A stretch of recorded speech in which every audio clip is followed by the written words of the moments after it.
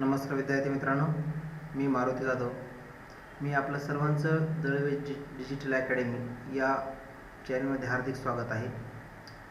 आज आपण इयत्ता 9वीच्या इंग्रजी पाठ्यपुस्तकातील 3.5 ग्रेट सायंटिस्ट हा लेसन अभ्यासणार आहोत. तर या लेसनमध्ये आज आपण ग्रेट सायंटिस्ट म्हणजे महान थोर शास्त्रज्ञ. तर महान शास्त्रज्ञ हे कसे बनतात आणि या शास्त्रज्ञापैकी जे मायकल फॅरेडे आहेत, हे महान शास्त्रज्ञ साधारण व्यक्तीपासून महान शास्त्रज्ञ कशा प्रकारे झाले, या त्यांच्या कष्टामुळं, त्यांचे केलेले जे त्यांनी प्रयत्न आहेत, कठीण परिश्रम आहेत, त्यातून ते महान शास्त्रज्ञ कसे झाले याबद्दलचे त्यांची जीवनगाथा आपण या धड्यामध्ये अभ्यासणार आहोत. चला तर स्टार्ट करूयात. मग ग्रेट सायंटिस्ट डब्ल्यू असं करायचे. He could not even say his own name and would call himself Faraday फावडे.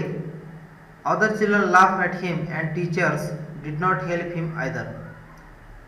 एवढंच नाही तर रॅबिट या शब्दाचे ते उच्चार वॅबिट करतच होते, पण तो त्यांच्या स्वतःच नाव सुद्धा सांगू शकत नसेल, कारण की स्वतःला त्यांचं नाव मायकल फॅरेडे असं होतं, पण ते त्यांचं जे नाव होतं त्यांच्या नावामध्ये आर होतं, त्यामुळे या ठिकाणी आरचा उच्चार ते डब्ल्यू असा करत असल्यामुळं त्या ठिकाणी त्यांना त्यांचं नाव उच्चार करत असताना फावडे असं ते स्वतःला सांगायचे, मायकल फावडे. त्यामुळं बरेचसे जे काही विद्यार्थी होते किंवा त्यांच्या सोबत असणारे जे मुलं होते त्यांना चिडवायचे, हसायचे त्यांच्यावर, आणि त्यामुळे त्यांचे शिक्षक सुद्धा त्यांना काही मदत करू शकायचे नाहीत. When he was 12, his mother was forced to take him out of school, thus putting an end to his formal education. आणि ज्यावेळेस मायकल फॅरेडे 12 वर्षाचे झाले त्यावेळेस त्यांच्या आईला शाळेतून त्याला शाळेतून काढून टाकावं लागलं. त्यामुळे त्यांचे जे शिक्षण आहे पुढचं औपचारिक शिक्षण अशा रीतीने त्यांचं संपलेलं होतं. ॲट 13, ज्यावेळेस ते 13 वर्षात झाले, at 13 however he started working with a book binder, binding hundreds of books during the day and staying up all night to read them. ज्यावेळेस मायकल फॅरेडे 13 वर्षाचे झाल्यावर ते एका पुस्तक बांधणी करणाऱ्या दुकानदाराकडे काम करू लागले. ज्या ठिकाणी बुक बाइंडिंगचे काम करावं लागत होतं आणि ते त्या दुकानामध्ये काम करू लागले. दिवसभरात शेकडो पुस्तके बांधण्याचे काम तो करीत होते आणि ते त्या दुकानातच संध्याकाळी रात्री सुद्धा थांबायचे, कारण की त्या रात्री ते दिवसभर काम केल्यानंतर रात्री ते पुस्तकं वाचायचे दुकानामध्ये. Reading thus became his obsession. One day he came across a book on electricity which had been sent to his master for binding. He started reading it and was completely hooked. That was his first introduction to the subject of electricity, which soon became a lifelong fascination. ज्यावेळेस हे अशा प्रकारे ते काम करत होते 13 वर्षापासून, आणि एका दिवशी त्यांच्या मालकाकडे एक बांधणीसाठी विजय संबंधीचे बांधणीचं पुस्तक आलं, आणि ते पुस्तक ते वाचनाने यांना तर पछाडलेलं होतं. वाचन किंवा रिडिंग हा यांचा छंदच होता. इथे वीज या विषयाशी त्यांचा पहिला हा परिचय झाला.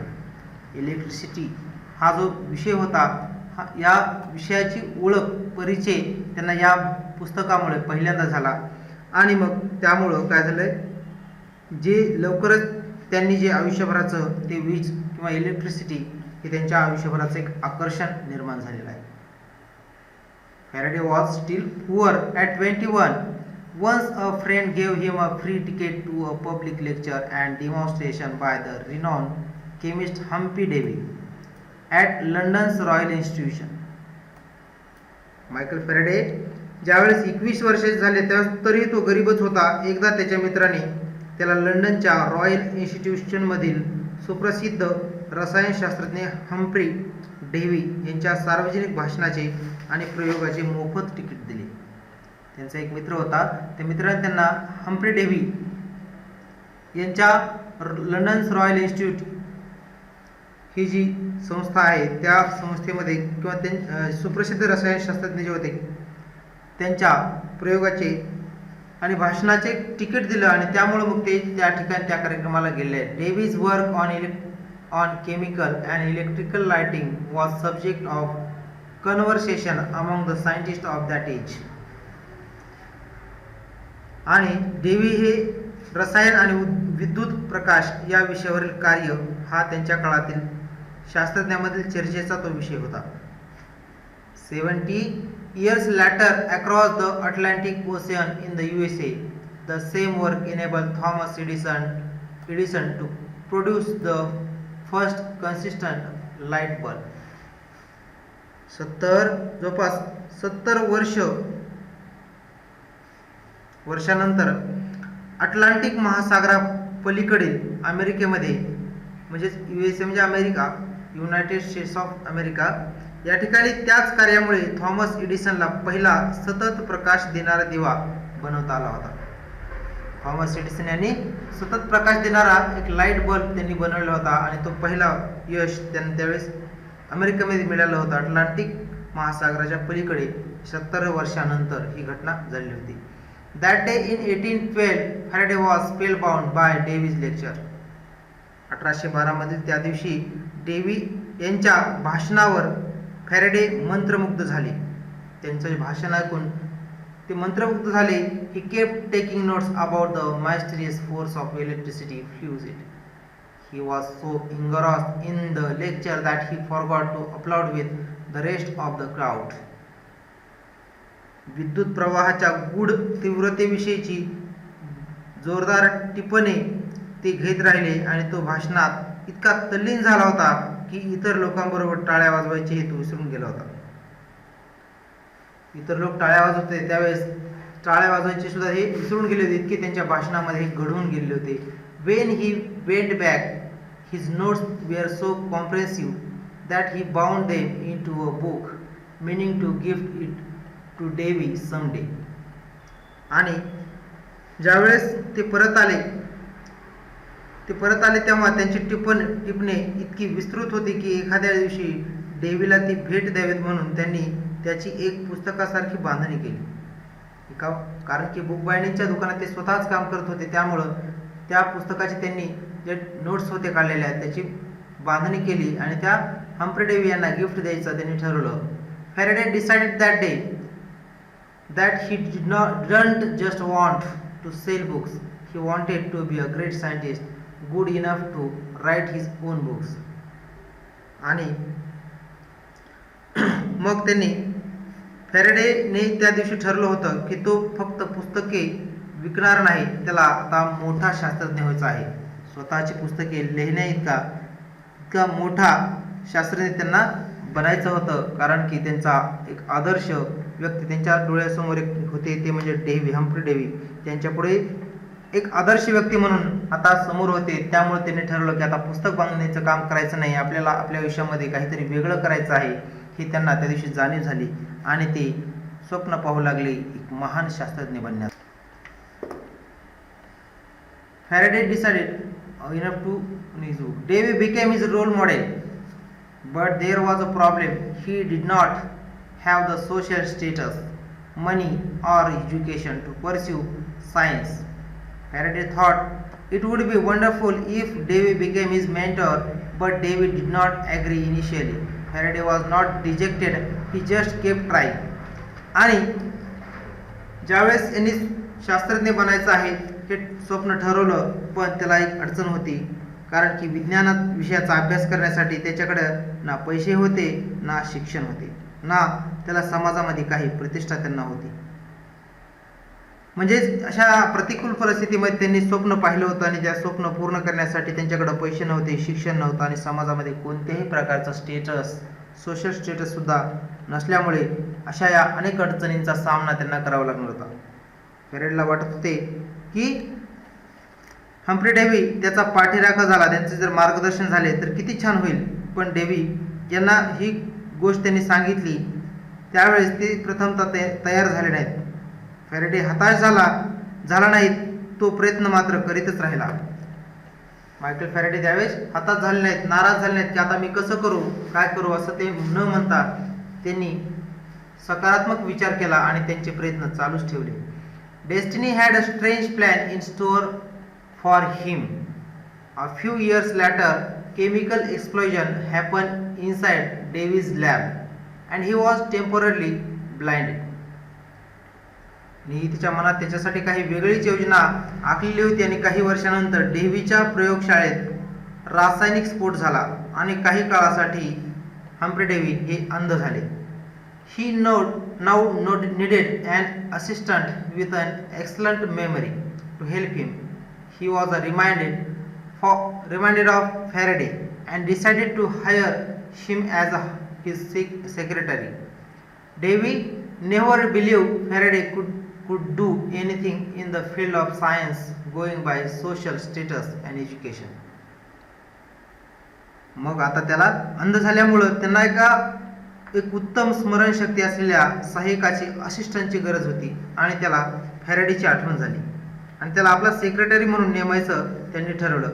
फॅरेडेचा सामाजिक दर्जा आणि शिक्षण पाहता तो विज्ञान क्षेत्रात काही करू शकेल यावर डेव्ही यांचा अजिबात विश्वास नव्हता.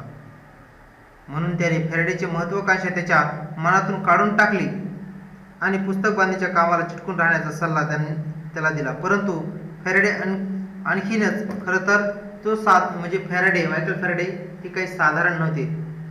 मग काय झालेले पुढं पाहूयात. Dewey never believed Faraday could do anything in the field of science going his social status and education. He therefore dismissed Faraday's aspiration and advised him to stick to book binding. But Faraday was relentless. He worked day and night and learned as much as he could about Davy's experiments. Soon Faraday became indispensable to Davy and was promoted to his lab assistant. This was his first step towards a science career. Though much of his job now was cleaning lab, at least he got to see some of Davy's leading experiments. लवकरच मग अशा प्रकारे त्यांना टाळण्यासाठी Michael Faraday यांना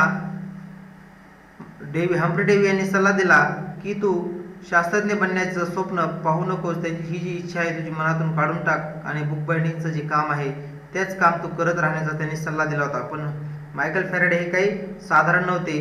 त्यांनी मात्र प्रयत्न सोडले नाहीत. ते रात्रंदिवस काम करून डेव्हीच्या प्रयोगाबद्दल शक्य तेवढे शिकून घेतले आणि लवकरच डेव्हीला फॅरेडेचे असणे म्हणजे त्याचे काम अत्यावश्यक बनले आणि त्याला प्रयोगशाळा सहाय्यक म्हणून बढती दिली. फॅरेडेचे हे विज्ञानातील कारकिर्दीचे पहिले पाऊल होते. सायन्स करिअरमधले पहिले पाऊल त्यांचं हे होतं आणि फॅरेडेचे हे कारकिर्दीचं पहिलं पाऊल कशा प्रकारे पुढं मग सुरुवात झालेली आहे. त्यांचे अधिकतर काम जरी प्रयोगशाळा स्वच्छ करण्याचे होते तरी त्यामुळे निदान डेव्ही यांचे काही मुख्य प्रयोग त्यांना त्यामुळे प्रयोगशाळेमध्ये असल्यामुळे आता पाहता येऊ लागले. Even then Davy did not have much hope for Faraday. Then Faraday got another chance to prove himself. One day Davy tried to recreate a famous electromagnetism experiment with fellow chemist William Wellstone, exploring why when an electric current is applied to a wire, it causes that wire to behave like a magnet. तरी देखील डेव्हीला फॅरेडेबद्दल फारशी आशा नव्हती. पण मग फॅरेडेला स्वतःला सिद्ध करण्याची आणखी एक संधी मिळाली, आपली हुशारी दाखवण्याची संधी. एके दिवशी डेव्ही त्याच्या बरोबरीचे केमिस्ट विल्यम वॉलस्टॉन यांच्यासोबत ते प्रयोग करत होते. डेव्ही विल्यम वॉलस्टॉन यांच्याबरोबर ताऱ्यामध्ये विद्युत प्रवाह सोडल्यानंतर ती तार चुंबकासारखी का होते या गोष्टीवर इलेक्ट्रोमॅग्नेटिक प्रयोग करून पाहत होते. चुंबक का होते आणि तारेत चुंबकाचे गुणधर्म काय येतात याबद्दलचा ते प्रयोग करत होते. ऑब्वियसली द फोर्सेस वर connected but nobody had figured out how to make it happen continuously. Davy believed that if he could find out why it happened and control it, there could be many practical application of the force, but he was unable to figure it out and was frustrated. He then teased Faraday, asking him to try his hand at it after he was done cleaning the lab. मग अशा प्रकारे ते प्रयोग करून पाहत होते आणि या गोष्टीवर इलेक्ट्रोमॅग्नेटिक प्रयोग करून पाहत होते. त्यावेळेस विजेची बदल घडून आणणारी शक्ती जोडली जात होती हे स्पष्टच होतं, परंतु ते सतत घडत राहण्यासाठी काय करावे हे कोणालाच कळत नव्हते. आणि म्हणून डेव्हीला वाटत होते की का हे होत आहे आणि याच्यावर नियंत्रण कंट्रोल कशा प्रकारे ठेवता येईल हे शोधून काढू शकलास तर या विद्युत शक्तीचा प्रत्यक्ष व्यवहारात अनेक ठिकाणी वापर करता येईल. मात्र ते कसे त्याला शोधून काढता येत नव्हते, त्यामुळे तो निराश झाला होता. आणि तेव्हा प्रयोगशाळेची स्वच्छता उरकल्यानंतर तू हा प्रयत्न करून पहा अशा प्रकारे मायकल फॅराडे यांना डेव्ही यांनी सांगितलं आणि उगाच चला त्यांना डिवचलेला आहे. आणि अशा प्रकारे त्यांना एक संधीच मिळाली आणि मग त्या संधीचं सोनं करण्यासाठी यांनी प्रयत्न करायला सुरुवात केली. Within a few days Faraday solved the problem. In fact, he went further and result was the first induction motor which converted electric current into a continuous mechanical machine. आणि काही दिवसातच मायकल फॅरेडे यांनी तो प्रश्न सोडवला. थोडक्यात सांगायचं तर तो आणखी पुढे गेला, त्याने आणखी अभ्यास केला, आणखी संशोधन केलं आणि त्याचा परिणाम म्हणजे विद्युत प्रवाहाचे सतत चालणाऱ्या यांत्रिक गतीमध्ये रूपांतर करणाऱ्या विद्युत प्रवर्तन यंत्राचा शोध लागला, ज्यालाच आपण इंडक्शन मोटर असं म्हणतो. इंडक्शन मोटरचा अशा प्रकारे शोध या मायकल फॅरेडे यांच्यामुळे लागलेला आहे. The induction motor spurred a revolution. Fans, air conditioning, swimming machines, photographs, power tools, cars and even trains and aeroplanes. Engine grew out of this simple device which was born out a mockery directed at Faraday. आणि मग अशा प्रकारे या विद्युत यंत्राचं induction मोटरने जणू क्रांतीच केली. मग पंखे, वातानुकूलित यंत्र असतील, शिवणयंत्र, छायाचित्र, विजेवर चालणारी उपकरणे किंवा हत्यारे, मोटार गाड्या, रेल्वे गाड्या, विमानाची इंजिने देखील या डेव्हीने फॅरेडेच्या केलेल्या थट्टेतून किंवा उपहासातून जन्माला आलेली आहेत किंवा त्यांनी हा शोध लावलेला आहे असं आपल्याला म्हणता येईल. अशा प्रकारे त्यांचं नाव एका रात्रीमध्ये पूर्ण जगामध्ये ओळखलं जाऊ लागलं आणि मायकल फॅरेडे यांना आतापर्यंत कुणीही न ओळखलं नव्हतं, पण एका रात्रीमध्ये ते पूर्ण ते जगप्रसिद्ध शास्त्रज्ञ झाले. Faraday became a celebrity scientist overnight. Faraday एका रात्रीत प्रसिद्ध शास्त्रज्ञ झाले. Nobody now cared about his social status or education. This young man had just created a revolution. आणि आता त्यांच्या सामाजिक स्थानाबद्दल किंवा शिक्षणाबद्दल कोणालाही काही वाटत नव्हतं. या तरुणाने खरं तर एक क्रांतीच घडवली होती. शिक्षण नसलेला किंवा अशिक्षित असा मुलगा ज्याने की इंडक्शन मोटरचा शोध लावला ही जगासाठी खूप मोठी गोष्ट होती. आणि त्यामुळंच शिकलेला आहे की नाही, सामाजिक स्थान आहे का नाही याबद्दल कोणीही विचार करत नव्हतं आणि त्याबद्दल कोणीही त्यांना जगाला काही वाटत नव्हतं त्यांच्याबद्दल. One would think as a teacher Davy was happy at his pupil's achievement, but in reality he was jealous. People started telling Davy that of all his discoveries, the best was Faraday himself. This made him even more jealous. आणि मग डेव्हीला आपल्या या विद्यार्थ्याच्या यशाबद्दल आनंद झाला असेल असं एखाद्याला वाटेल, पण प्रत्यक्षात मात्र त्याला आनंद वाटत नव्हता, तर उलट तिरस्कार मात्र हम्फ्री डेव्ही यांना मायकल फॅरेडेचा वाटत होता. लोक डेव्हीला म्हणत होते की त्याच्या सगळ्या संशोधनामध्ये स्वतः फॅरेडे हेच एक सर्वोत्तम संशोधन आहे, म्हणून अशा प्रकारे त्यांना चिडवत होते आणि यामुळे तर तो अधिकच आणखी तिरस्कार या मायकल फॅरेडेचा डेव्ही करत होते. An angry Davy gave Faraday an impossible task to keep him out of his way. He handed him a piece of Bavarian glass which was used in lenses, in telescopes and microscopes, and he asked him to reverse engineer it. Bavarian glass was manufactured by a secret complicated process, and Davy knew that with the equipment available in the lab, Faraday would never be able to accomplish the task. The piece of glass became a significant thing in his life.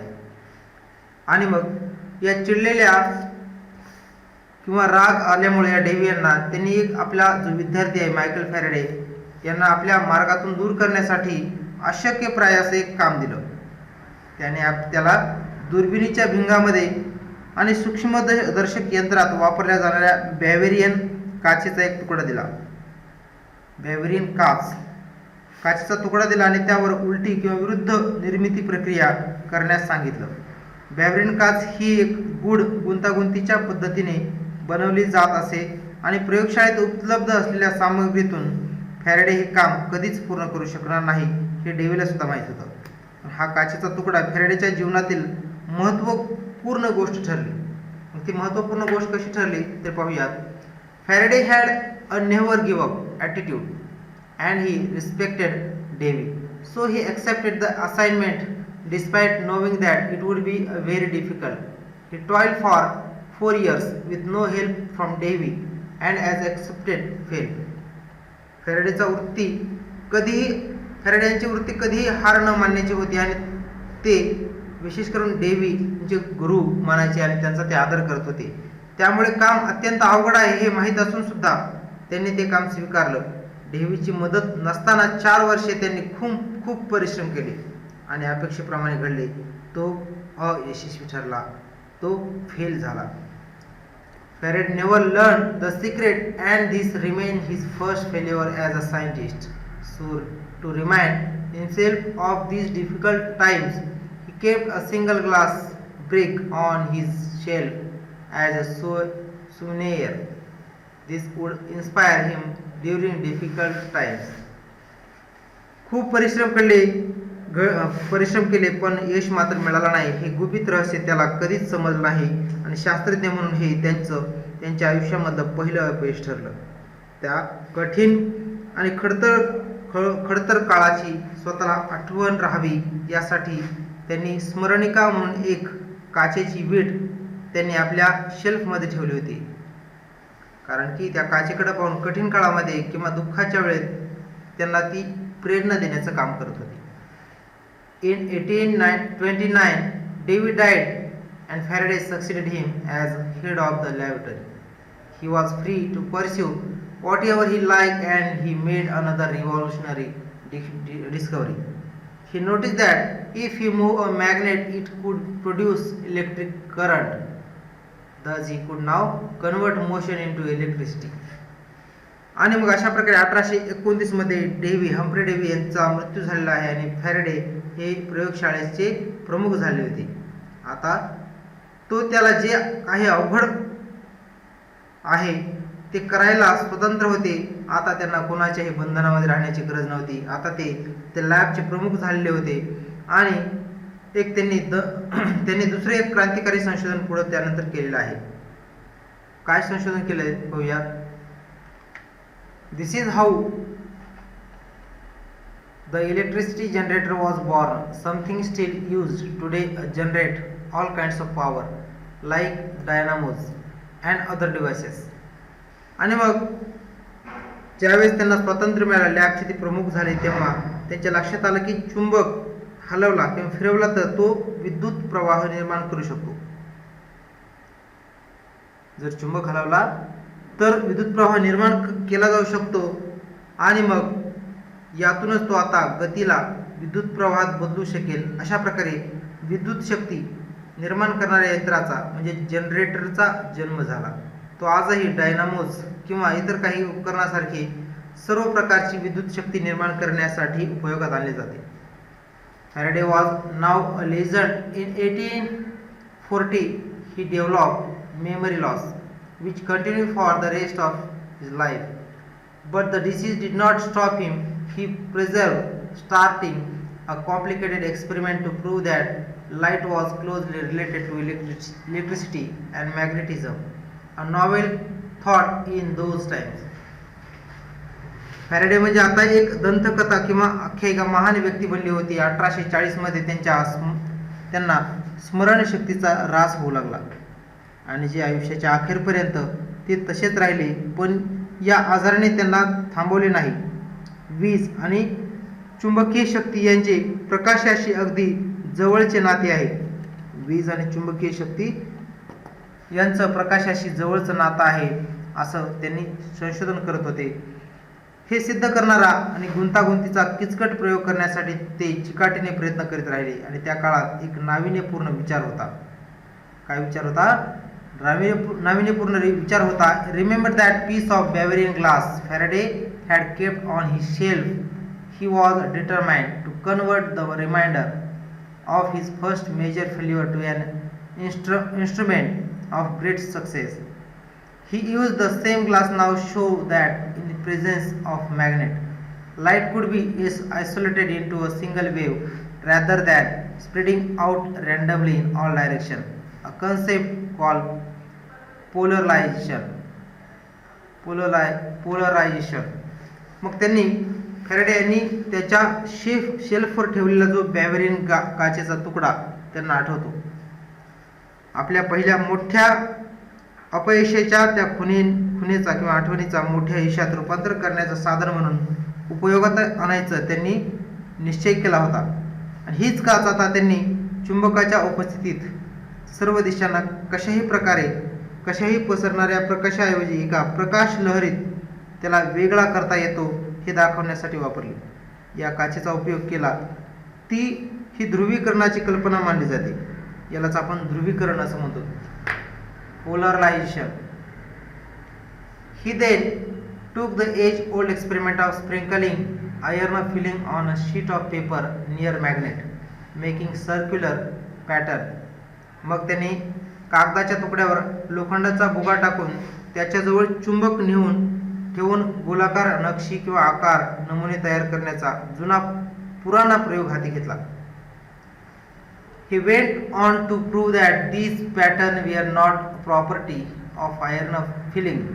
In fact, they were due to the invisible magnetic fields that filled the empty space around the magnet and hence disturb the fillings.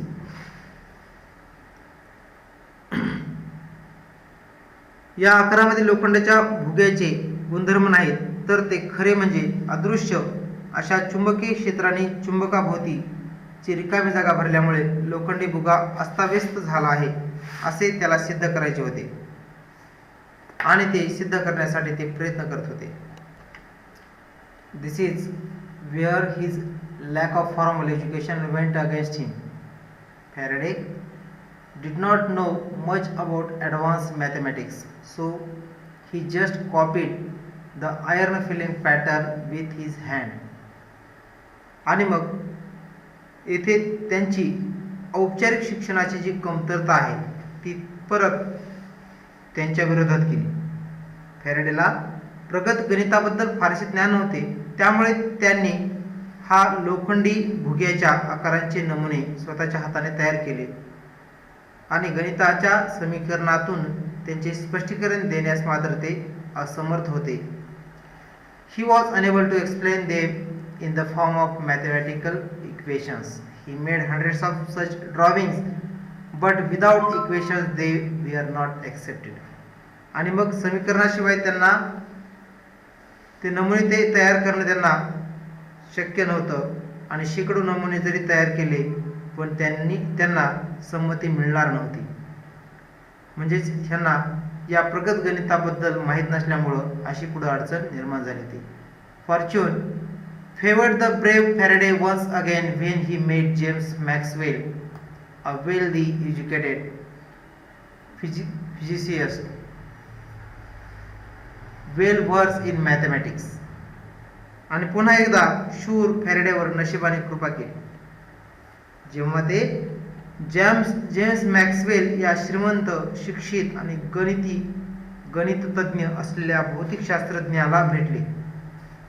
आणि मग काय झाले पुढे पहा. He was a willing to work with Faraday. It was Maxwell who translated Faraday's idea into a set of equations that are now called Maxwell's equations.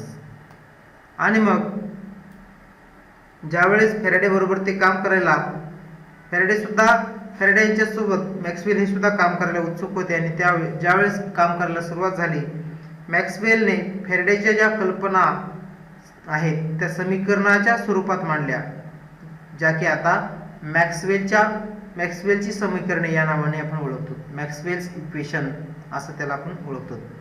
There combine work has help us in many ways. Electronics and communication system today are design around their discoveries. Some day we might even be able to communicate with the aliens across different galaxies using the products of these discoveries.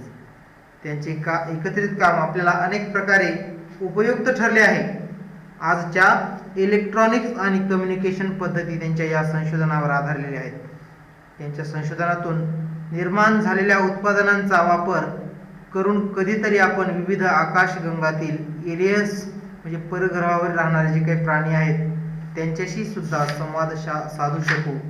अशा प्रकारचं संशोधन या दोघांच्या एकत्र येण्यामुळे झालेलं आहे. Faraday's life started with difficulties, but as great scientist, he met each difficulty with perseverance and conviction. फॅरेडेच्या आयुष्याची सुरुवात खडतर झाली, पण एक महान शास्त्रज्ञ म्हणून प्रत्येक कठीण अडचणीला त्यांनी चिकाटीने आणि विश्वासाने तोंड दिले. He was given impossible tasks, which he undertook as challenges and opportunities. He epitomizes what Walt Disney character Pinocchio said, "When you wish upon a star, it does not matter who are you." आणि त्याला अशक्यप्राय अशा कामगिरी दिल्या गेल्या, पण त्यांनी ते आव्हानं आणि त्या जी आव्हानं होती जे संकट होते त्यांनी संधी म्हणून स्वीकारल्या. डिस्ने यांच्या गोष्टीतील पात्र पिनोशिओ त्यांचे वॉल्ट डिस्ने यांच्या गोष्टीत एक पात्र आहे त्याचं नाव होतं पिनोशिओ. तो म्हणतो when you wish upon a star. तुम्ही एखाद्या ताऱ्याची इच्छा किंवा स्वप्न बाळगता तेव्हा तुम्ही कोण आहात हे महत्त्वाचे नसते. तुम्ही जेव्हा एका ताऱ्याचे स्वप्न किंवा इच्छा बाळगतात तेव्हा तुम्ही कोण आहात हे महत्त्वाचं नाही, तर तुमची कष्ट करण्याची तयारी असणं खूप गरजेचं आहे. प्रयत्न, जिद्द, सातत्य आणि जे काही चॅलेंजेस आहेत त्या चॅलेंजेसला किंवा जे आव्हान आहे त्या आव्हानांना संधी म्हणून तुम्ही जर स्वीकारलं आणि काम करत राहिलात तर तुमच्या एक दिवस आयुष्यामध्ये यश नक्कीच आहे असं आपल्याला या महान शास्त्रज्ञाबद्दल त्यांनी केलेले जे कठीण परिश्रम आहेत आणि त्या परिश्रमातून प्रत्येक म्हणजे शिक्षण नसताना इतके मोठे बरेचसे शोध त्यांनी लावले जगाला. त्यांच्या शिक्षणावर किंवा सामाजिक स्थान जगामध्ये नव्हतं, त्यांचं समाजात नव्हतं, पैसा नव्हता. एवढ्या सर्व अडचणीवर मात करून त्यांनी स्वतःचं नाव अजरामर असं केलं.